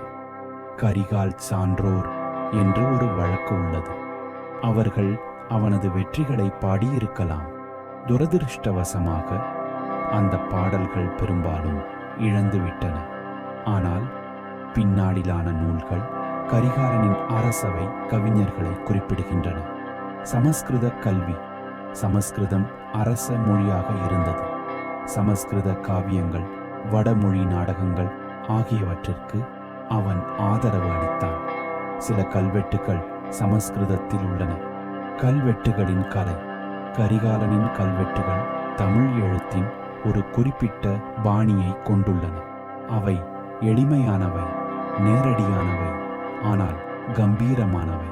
அவை வரலாற்று ஆவணங்கள் மட்டுமல்ல, எபிகிராபிக் கலையின் எடுத்துக்காட்டுகள். இன்னாரின் சமூக அமைப்பு. ஒரு படைப்பிரிவு சமூகம். கரிகாலனின் சமூக கொள்கை இராணுவ தேவைகளால் பெரும்பாலும் பாதிக்கப்பட்டது. சோழ சமூகம் பல்வேறு திறன்கள் மற்றும் தொழில்களை கொண்ட குழுக்களாக, குடிகள் பிரிக்கப்பட்டிருந்தது. வேளாளர்கள், விவசாயிகள், அவர்கள் சமூகத்தின் முதுகெலும்பு. கரிகாலன் நீர்ப்பாசனத்தின் மூலம் அவர்களை பலப்படுத்தினான். கைவினைஞர்கள், கொல்லர்கள், ஆயுதங்கள் தயாரிப்பவர்கள், தட்டார்கள், கம்மியர்கள், கோவில் கட்டும் கலைஞர்கள். போரின் காலங்களில் இந்த குழுக்கள் மிகவும் முக்கியமானவை. அவர்களுக்கு சிறப்பு ஊதியம் வழங்கப்பட்டது. வணிகர்கள். அவர்கள் பேரரசின் பொருளாதாரத்தின் இரத்த நாளங்கள். கரிகாலன் வணிகத்தை ஊக்குவித்தான். இதனால் வணிகர்கள் செழித்தனர். படை வீரர்கள். இது ஒரு தனி சமூக பிரிவாக மாறியது. போர் வீரர்களுக்கு நிலம் வழங்கப்பட்டது. இது அவர்களை ஒரு சிறிய நில உடைமையாளர் வர்க்கமாக மாற்றியது. 5. சமய சகிப்புத்தன்மை. சிவனுக்கு அப்பால் கரிகாலன் ஒரு சைவனாயினும் அவன் பிற சமயங்களுக்கும் சகிப்புத்தன்மை காட்டினான். வைஷ்ணவம். அவன் விஷ்ணு கோவில்களுக்கும் நன்கொடைகள் வழங்கினான். காஞ்சிபுரத்தில் உள்ள வைகுண்ட பெருமாள் கோவிலுக்கு ஆதரவு அளித்திருக்கலாம். சமணம் மற்றும் பௌத்தம். இந்த சமயங்கள் அந்த காலத்தில் குறைந்து வந்தன, ஆனால் முற்றிலும் மறைந்துவிடவில்லை. கரிகாலன் அவர்களை துன்புறுத்தவில்லை. சமண மற்றும் பௌத்த விகாரைகள் சில இடங்களில் தொடர்ந்து செயல்பட்டன. நாட்டுப்புற வழிபாடு. கிராம தெய்வங்கள், அம்மன் வழிபாடு போன்றவற்றை அவன் ஏற்றுக்கொண்டான். இது பொதுமக்களுடனான அவனது இணைப்பை வலுப்படுத்தியது. 6. கலையும் கட்டிடக்கலையும் ஒரு பேரரசின் நிரந்தர தேடல். கரிகாலனின் காலத்து கலை முழுமையாக இன்று எஞ்சியிருக்கவில்லை. ஆனால் சான்றுகள் காட்டுவது என்னவென்றால், அது ஒரு மாற்றும் காலகட்டம். சிற்பக்கலை அவனது கோவில்களின் சிற்பங்கள் பல்லவர் பாணியிலிருந்து சோழ பாணிக்கு மாறுவதை காட்டும். அவை கடினமானவை, கண்டிப்பானவை, ஆனால் உணர்ச்சியை வெளிப்படுத்துகின்றன. போர்க்காட்சிகள், நடன முத்திரைகள், தெய்வீக உருவங்கள் ஆகியவை பொதுவான கருப்பொருள்கள். ஓவியம் கோவில் சுவர்கள் சுண்ணாம்பு கோட்டினால் ஃப்ரெஸ்கோ அலங்கரிக்கப்பட்டிருக்கலாம். இந்த ஓவியங்கள் இயற்கை சாயல்களை கொண்டிருந்தன. நாணயங்கள் கரிகாலன் தனது சொந்த நாணயங்களை அச்சடித்தான். அவை பொதுவாக செப்பு நாணயங்கள். ஒரு பக்கத்தில் சோழ சின்னம் புலி, மறுபக்கத்தில் அவனது பெயர் இருக்கும். இந்த நாணயங்கள் பொருளாதார ஒருங்கிணைப்புக்கும் பேரரசு பிரபலத்திற்கும் உதவின. 7. முடிவுரை. ஒரு கலாச்சார அடித்தளத்தின் நிறுவனர் கரிகாலனின் கலாச்சார பங்களிப்பு அவனது இராணுவ வெற்றிகளை விட குறைவானதல்ல. அவன் ஒரு பேரரசை கட்டி எழுப்பினான். அதன் உடல் இராணுவமாக இருந்தால் அதன் ஆன்மா கலாச்சாரமாக இருந்தது. அவனது நீர்ப்பாசனம் விவசாயத்தை வளப்படுத்தியது. அவனது கோவில்கள் கலையை ஊக்குவித்தன. அவனது நிர்வாகம் சமூக ஒழுங்கை நிலைநிறுத்தியது. அவனது சமய சகிப்புத்தன்மை சமூக நல்லிணக்கத்தை பேணியது. இந்த கலாச்சார அடித்தளம்தான் பின்னாளில் ராஜராஜ சோழன் மற்றும் ராஜேந்திர சோழன் ஆகியோர் தங்கள் மாபெரும் கட்டிடக்கலை மற்றும் கலை சாதனைகளை நிறுவ முடிந்தது. கரிகாலன் ஒரு வெற்று கரையை தயார் செய்தான். அவனது வாரிசுகள் அதில் பொற்காலத்தின் சித்திரங்களை வரைந்தனர். ஆனால் இந்த வரைபடம் திடீரென்று நிற்கிறது. கரிகாலனின் வாழ்க்கை அதன் உச்சக்கட்டத்தில் ஒரு திடீர் மர்மமான முடிவை எட்டுகிறது. அந்த முடிவு சோழ வரலாற்றின் மிகப்பெரிய புதிர்களில் ஒன்றாகும். பிரிவு 10 ஒரு மர்மமான முடிவு. சதி, வஞ்சகம் அல்லது விபத்து. வரலாறு என்ற நாடகத்தில் சில முடிவுகள் தெளிவாக இருக்கும். ஒரு வீரன் போர்க்களத்தில் வீழ்வான். ஒரு மன்னன் முதுமையில் உறங்கிவிடுவான். ஆனால் சில முடிவுகள் கதையின் நடுவிலேயே பக்கத்திலிருந்து ஒரு கத்தியோ ஒரு நஞ்சோ ஒரு இருளோடு கூடிய வளைவோ வந்து கதாநாயகனை கீழே தள்ளிவிட்டு மறைந்துவிடும். அத்தகையதே ஆதித்த கரிகாலனின் முடிவு. வெற்றிகளின் உச்சியில் நின்ற ஒரு இளம் சக்கரவர்த்தி திடீரென வரலாற்றின் மேடையிலிருந்து மறைந்தான். எப்படி? ஏன்? இன்று வரை அது ஒரு புதிர். அந்த புதிரை சுற்றியே பல கோட்பாடுகள், பல ஊகங்கள், பல கதைகள் படர்ந்துள்ளன. மரணத்தின் காலமும் இடமும், மங்கள தகவல்கள். கரிகாலன் எப்போது எங்கு இறந்தான் என்பதே தெளிவாக இல்லை. பெரும்பாலான வரலாற்றாசிரியர்கள் அவனது மரணம் கிபி 907 காலப்பகுதியில் நடந்திருக்கலாம் என்று கருதுகின்றனர். இடம் குறித்தும் பல்வேறு கூற்றுகள் உள்ளன. தஞ்சையில் அரண்மனையிலோ, மதுரையில் ஒரு படையெடுப்பின் போதோ, காஞ்சியில் ஒரு விழாவில் இருந்தபோதோ. இந்த குழப்பமே அவனது மரணம் இயற்கையானது அல்ல என்பதற்கான முதல் சந்தேகத்தை ஏற்படுத்துகிறது. கோட்பாடு 1. சேனாதிராஜ பாண்டியனின் சதி பழிவாங்கும் கோட்பாடு. இது மிகவும் பிரபலமான காவிய கவர்ச்சி மிக்க கோட்பாடு. கலிங்கத்து பரணி இதை வலியுறுத்துகிறது. செய்தி: சேனாதிராஜ பாண்டியன் கரிகாலனால் தோற்கடிக்கப்பட்டு தனது குடும்பத்தை இழந்த ஒரு எதிரி. அவன் பாண்டிய மன்னனாக முடியாமல் ஒரு புலம்பெயர் ராஜகுமாரனாக திரிந்தான். அவனுக்கு பழிவாங்கும் எண்ணம் முற்றுக்கொண்டது. திட்டம்: சேனாதிராஜன் ஒரு சமயத்தில் கரிகாலன் ஒரு காட்டில் வேட்டையாடச் செல்லும் தகவலை அறிந்தான்.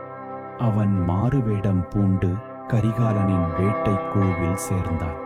வேட்டையின் ஒரு கட்டத்தில் கரிகாலன் தனியாக இருந்த சமயம் பார்த்து அவனை குத்திக் கொன்றான். நம்பகத்தன்மை. இது ஒரு சிறந்த கதை. ஆனால் வரலாற்று உண்மையா? சேனாதிராஜன் முன்பே இறந்து விட்டிருப்பான் என்றும், அல்லது அவ்வளவு எளிதில் அரண்மனை நெருக்கத்திற்குள் நுழைந்திருக்க முடியாது என்றும் பலர் சந்தேகிக்கின்றனர். ஆனால் இந்த கதை பாண்டிய தேச பக்தியின் ஒரு கற்பனை வெளிப்பாடாக இருக்கலாம்.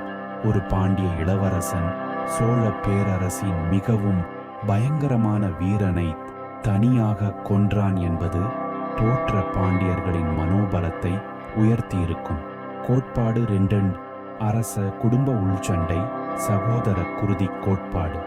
இது மிகவும் நுட்பமான, அரசியல் ரீதியாக சாத்தியமான கோட்பாடு. இதன் மையத்தில் கரிகாலனுக்கும் அவனது இளைய சகோதரன் அருண்மொழிவர்மருக்கும் பின்னாளில் இராஜராஜ சோழன் இடையேயான அதிகார போட்டி உள்ளது. பின்னணி: கரிகாலன் முடிசூடா மன்னனாக இருந்தான். ஆனால் மூத்த சகோதரன் கண்டராதித்தன் இன்னும் உயிருடன் இருந்தார். அவர் கிபி 1900 இறந்தார். சில ஆதாரங்கள் கரிகாலன் முடிசூட்டிக் கொள்ள தயாராகிக் கொண்டிருந்தான் என்று குறிப்பிடுகின்றன. இதற்கிடையே அருண்மொழி வளர்ந்து வந்தான். அவனும் ஒரு திறமையான தளபதி. அவனுக்கு தனது சொந்த ஆதரவாளர்கள் இருந்தனர். மோதல்: கரிகாலனின் ஆட்சி கடுமையானதாக இருந்திருக்கலாம். அவன் தொடர்ந்த போர்கள் நிதிச்சுமையை ஏற்படுத்தியிருக்கலாம். சில அரச குடும்ப உறுப்பினர்கள் அல்லது அமைச்சர்கள் அருண்மொழியை ஆதரிக்கலாம். ஒரு சதிக்குழு கரிகாலனை அகற்றி இளையவனை சிம்மாசனத்தில் அமர்த்த திட்டமிட்டிருக்கலாம். நிகழ்வு: கரிகாலன் ஒரு நாள் நடந்து கொண்டிருந்த போது ஒரு மரம் விழுந்தது. விபத்து போல் காட்ட என்றோ, அல்லது உணவில் நஞ்சிடப்பட்டது என்றோ, அல்லது படுக்கையில் தூங்கிக் கொண்டிருக்கும் போது மூச்சு திணறல் ஏற்பட்டது என்றோ சொல்லப்படுகிறது. இவை அனைத்தும் ஒரு சதியின் கைவண்ணமாக இருக்கலாம். நம்பகத்தன்மை: இது வரலாற்றாசிரியர்களிடையே ஏற்றுக்கொள்ளப்படும் கோட்பாடு. இராஜராஜ சோழன் பின்னர் சிம்மாசனத்தை ஏறியதும் கரிகாலனின் பெயர் கல்வெட்டுகளில் மறைக்கப்பட்டதும் இந்த கோட்பாட்டை வலுப்படுத்துகின்றன. இராஜராஜன் நேரடியாக கொலைக்கு உத்தரவிடவில்லை என்றாலும் அவனது ஆதரவாளர்கள் அதை செய்திருக்கலாம், அல்லது அவன் அதை தடுக்க தவறியிருக்கலாம். கோட்பாடு முனி: ஒரு சாதாரண விபத்து அல்லது நோய் இயற்கை கோட்பாடு. சிக்கலான விஷயங்களை எளிதாக காண விரும்பும் பலர் இந்த கோட்பாட்டை நம்புகின்றனர். விபத்து: கரிகாலன் ஒரு போர் வீரன். அவன் குதிரை சவாரி செய்திருக்கலாம், வேட்டையாடி இருக்கலாம், புதிய கட்டுமான பகுதிகளை பார்வையிட்டிருக்கலாம். குதிரையிலிருந்து விழுந்தாலோ, கட்டுமான கல் விழுந்தாலோ, வேட்டையில் காயமடைந்தாலோ அவன் இறந்திருக்கலாம். நோய்: அக்காலத்தில் பல தொற்று நோய்கள் இருந்தன. அம்மை, மலேரியா அல்லது ஒரு திடீர் காய்ச்சல் அவனை கொன்றிருக்கலாம். கலிங்க போரின் போது ஏற்பட்ட காயங்கள் பின் தொந்தரவு செய்திருக்கலாம். மன அழுத்தம்: போர், நிர்வாகம், குடும்ப போட்டி, மகன் இறப்பு என்றால் ஆகியவற்றால் ஏற்பட்ட மன அழுத்தம் அவனது உடல் நலனை பாதித்திருக்கலாம். நம்பகத்தன்மை: இது சாத்தியமே. ஆனால் ஒரு இளம், ஆரோக்கியமான, உடல் வலிமை மிக்க போர் வீரனின் திடீர் மரணத்தை விளக்குவதற்கு இது போதுமானதாக இல்லை. மேலும் அவனது மரணம் பற்றிய மௌனம் மற்றும் கல்வெட்டுகளில் இருந்து மறைப்பு இயற்கை மரணத்தை விட அதிகமான ஏதோ ஒன்று இருந்ததை காட்டுகிறது. கோட்பாடு 4: மதம் சார்ந்த சதி, சமய குருக்களின் சூழ்ச்சி. இது ஒரு குறைவாக கூறப்படும் ஆனால் சாத்தியமுள்ள கோட்பாடு. பின்னணி: கரிகாலன் ஒரு பக்தி மிக்க சைவன். ஆனால் அவன் சமய சுதந்திரத்தை ஓரளவு விட்டுக் கொடுத்தான். அவன் பிற சமயங்களை துன்புறுத்தவில்லை. சில கடுமையான சைவ குருக்கள் இதை விரும்பியிருக்க மாட்டார்கள். அல்லது அவனது சகோதரன் கண்டராதித்தன் ஒரு பெரிய சைவ சந்நியாசி. அவருக்கு ஆதரவான சில குருக்கள் கரிகாலனை விட கண்டராதித்தன் சிம்மாசனத்தில் அமர்வது சிறந்தது என்று நினைத்திருக்கலாம். நிகழ்வு: கோவிலில் ஒரு விழாவின் போது பிரசாதமாக வழங்கப்பட்ட உணவு அல்லது நீரில் நஞ்சிடப்பட்டிருக்கலாம். நம்பகத்தன்மை: இது மிகவும் கற்பனையானது, ஆனால் அரசியலில் சமய நிறுவனங்கள் எப்போதும் முக்கிய பங்கு வகிக்கின்றன. இது புறக்கணிக்க முடியாத ஒரு கூறு. வரலாற்று ஆதாரங்கள் என்ன சொல்கின்றன? கல்வெட்டுகள்: கரிகாலனின் மரணத்தை நேரடியாக குறிப்பிடும் எந்த கல்வெட்டும் இல்லை. அவனுக்கு பின் வந்த இராஜராஜ சோழனின் கல்வெட்டுகள் முன்னோர்களின் பட்டியலில் கரிகாலனை மிகவும் சுருக்கமாகவோ அல்லது தவிர்த்தோ குறிப்பிடுகின்றன. இது ஒரு மௌனம், ஒரு திட்டமிட்ட மறைப்பு. இலக்கியம்: கலிங்கத்து பரணி சேனாதிராஜ பாண்டியனின் சதியை குறிப்பிடுகிறது. பிற்கால தமிழ் இலக்கியங்கள் இந்த கதையை மீண்டும் மீண்டும் சொல்கின்றன. சிங்கள வரலாறுகள்: சில சிங்கள வரலாற்று நூல்கள் சோழ அரச குடும்பத்தில் குழப்பம் இருந்ததாக குறிப்பிடுகின்றன, ஆனால் கரிகாலனின் மரணத்தை நேரடியாக குறிப்பிடவில்லை.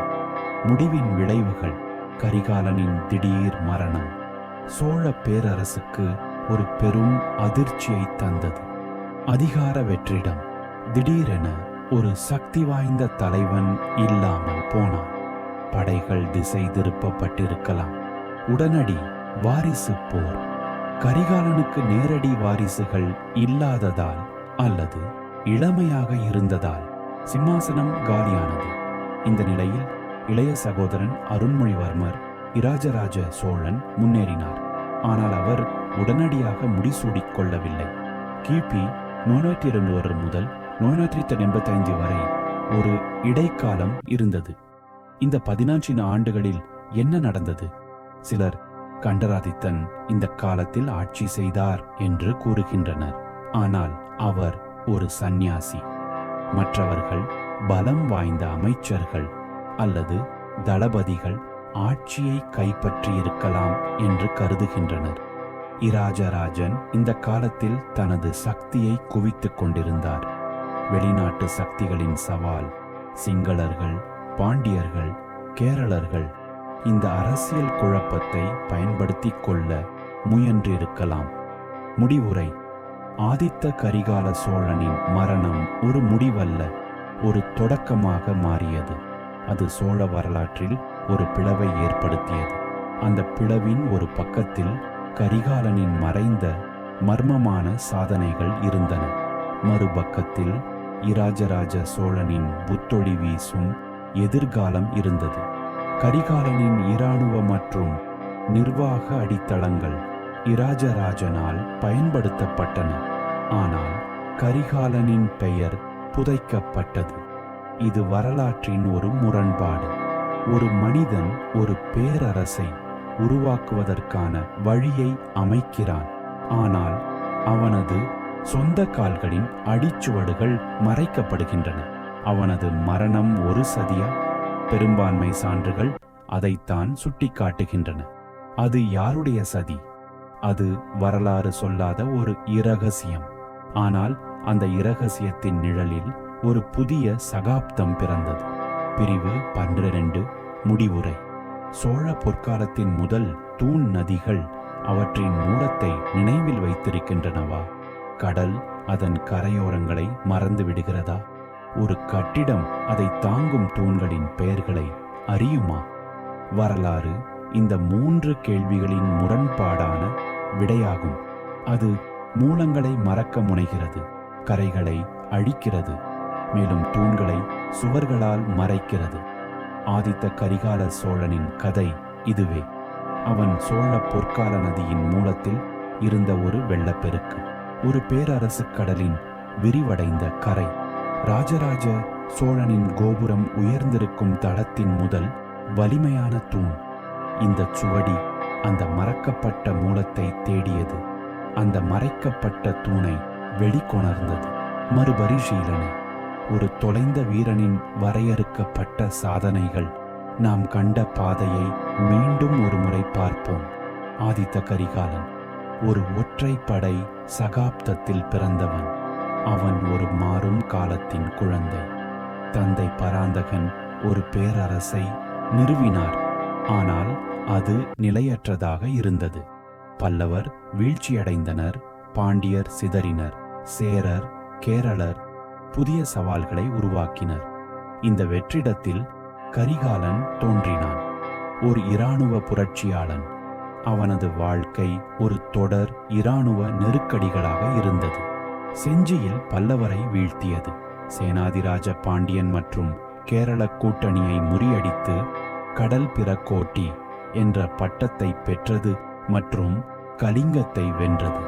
ஒவ்வொரு வெற்றியும் சோழ இராணுவத்தை ஒரு பரந்த பல்துறை சக்தியாக மாற்றியது. ஒரு நடைமுறை நிர்வாகி, போர் முடிந்ததும் அவன் ஒரு நிர்மாணகாரனாக மாறினான். கால்வாய்கள் வெட்டப்பட்டன, கோவில்கள் கட்டப்பட்டன, நிர்வாகம் மையப்படுத்தப்பட்டது, வணிகம் ஊக்குவிக்கப்பட்டது. அவனது ஆட்சி சட்டம் மற்றும் ஒழுங்கை நிலைநிறுத்தியது. ஒரு கலாச்சார அடித்தளத்தின் நிறுவனர், சைவத்தின் புரவலனாக, தமிழ் மற்றும் சமஸ்கிருத இலக்கியங்களின் ஆதரவாளனாக, நீர்ப்பாசனம் மூலம் வாழ்வாதார கலாச்சாரத்தை வளர்ப்பவனாக அவன் ஒரு பேரரசின் ஆன்மாவுக்கான அடித்தளத்தை இட்டான்.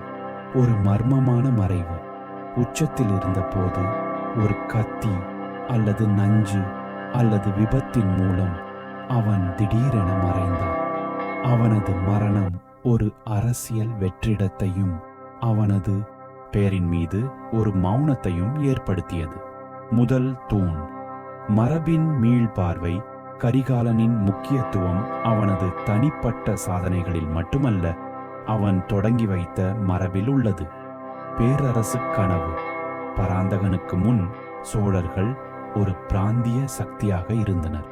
பராந்தகன் ஒரு பேரரசை நிறுவினார், ஆனால் கரிகாலன் தான் அந்த பேரரசு கனவை ஒரு குறிப்பிட்ட விரிவான நோக்கமாக மாற்றினார். வடக்கே கலிங்கம் வரை, தெற்கே இலங்கை வரை, கிழக்கு மற்றும் மேற்கில் இரு கடல்களும் உள்ள ஒரு பேரரசு. இந்த கனவு பின்னாளில் ராஜேந்திர சோழனின் கங்கை கொண்ட சோழபுரம் மற்றும் தென்கிழக்காசிய படையெடுப்புகளுக்கு வழிகாட்டியது. அமைப்பு முறைகளின் நிறுவனர். அவனது இராணுவ மறுவடிவமைப்பு, நிர்வாக மையப்படுத்தல் மற்றும் நீர்ப்பாசன திட்டங்கள் அனைத்தும் ஒரு வலுவான மையப்படுத்தப்பட்ட அரசின் கருவிகளாகும். இந்த கருவி பெட்டி முழுவதுமாக ராஜராஜ சோழனால் பரிணமிக்கப்பட்டு பயன்படுத்தப்பட்டது. தியாகம் மற்றும் மர்மம். அவனது இளம் மரணம் மற்றும் பின்னர் ஏற்பட்ட மறைப்பு சோழ வரலாற்றில் ஒரு திராகிச்செஸ்கி அம்சத்தை சேர்த்தது. இது வரலாற்றை மனிதப்படுத்துகிறது. அது வெற்றிகள் மட்டுமல்ல, விலைகள், சதிகள் மற்றும் இழப்புகளின் கதைகளும் என்பதை நினைவூட்டுகிறது. வரலாற்றில் ஒரு பாடம். நினைவகத்தின் இயற்கையை பற்றி கரிகாலனின் கதை வரலாறு எவ்வாறு செயல்படுகிறது என்பதை பற்றிய ஒரு ஆழமான பாடத்தை கற்றுத் தருகிறது. தொடர்ச்சி மற்றும் முறிவு. வரலாறு தொடர்ச்சியானது. எதுவும் வெற்றிடத்தில் இருந்து தோன்றுவதில்லை, ஆனால் அடுத்தடுத்த தலைமுறைகள் தங்கள் சொந்த அடையாளத்தை உருவாக்க பெரும்பாலும் தங்கள் முன்னோடிகளுடன் தொடர்பை முறித்துக் கொள்ள முனைகின்றன. ராஜராஜன் கரிகாலனுடன் தனது தொடர்பை முறித்துக் கொண்டு ஒரு புதிய தொடக்கத்தை உருவாக்கினார். நேரடி வெற்றி மற்றும் மறைமுக செல்வாக்கு. வரலாறு நேரடி வெற்றிகளை கொண்டாடுகிறது. ராஜராஜனின் கோவில், ராஜேந்திரனின் கடல் படையெடுப்புகள். ஆனால் அந்த வெற்றிகளை சாத்தியமாக்கிய மறைமுக செல்வாக்குகள் பெரும்பாலும் புறக்கணிக்கப்படுகின்றன. கரிகாலன் அத்தகைய மறைமுக செல்வாக்கின் சக்தி வாய்ந்த உதாரணம். ஆதாரங்களின் குரல். வரலாறு எழுதப்படும் ஆதாரங்களின் வாய்ப்பை பொறுத்தது. ராஜராஜனின் கல்வெட்டுகள் மிகுதியாகவும் பிரகாசமாகவும் உள்ளன. கரிகாலனின் கல்வெட்டுகள் குறைவாகவும், அவனது எதிரிகளின் கல்வெட்டுகள் அவனை வேறு கோணத்தில் காட்டுகின்றன. ஒரு முழுமையான உருவப்படத்தை உருவாக்க நாம் அனைத்து குரல்களையும், வெற்றியாளர்கள், தோல்வியடைந்தவர்கள், கவிஞர்கள், எதிரிகள் கேட்க வேண்டும். கரிகாலனின் தற்கால பங்கு. ஏன் இன்று அவன் முக்கியமானவன்? 21ஆம் நூற்றாண்டில் ஆதித்த கரிகாலனின் வரலாறு பல முக்கியமான கருத்துக்களை ஒலிக்கிறது. தமிழர் அடையாளம். அவன் ஒரு வலுவான தமிழ் இராணுவ மற்றும் கடல் பாரம்பரியத்தின் உறுதியான நினைவு சின்னமாக நிற்கிறான். ஒரு தமிழ் மன்னன் இரு கடல்களில் பேரரசை நிறுவ முடியும் என்ற நம்பிக்கையை அவன் உறுதிப்படுத்துகிறான். முன்னோடி மற்றும் படைப்பாற்றல். அவன் ஒரு படைப்பாற்றல் மிக்க தளபதி. போர் மற்றும் நிர்வாகத்தில் புதுமைகளை கொண்டு வந்தவன். இது பழைய மரபுகளை பின்பற்றுவது மட்டுமல்ல, புதிய சூழ்நிலைகளுக்கு ஏற்ப அவற்றை மீண்டும் கண்டுபிடிப்பதன் முக்கியத்துவத்தை எடுத்து காட்டுகிறது. விலை மற்றும் பெருமிதம். அவனது கதை பெருமிதத்தின் விலையை நினைவூட்டுகிறது. பேரரசு கட்டுமானம் ஒரு மகத்தான செயல், ஆனால் அது பெரும்பாலும் பெரும் தியாகங்கள் மற்றும் தனிப்பட்ட துன்பங்களுடன் வருகிறது. இறுதி எண்ணங்கள். சந்தியாவின் கோடரி ஒரு பண்டைய கட்டுக்கதையை நினைவுபடுத்துவோம்.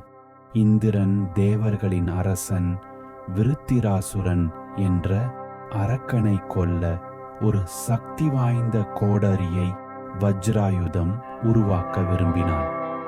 முனிவர் தாட்சி தங்கள் முதுகெலும்பை தியாகம் செய்து அந்த கோடரியை உருவாக்க உதவினர்.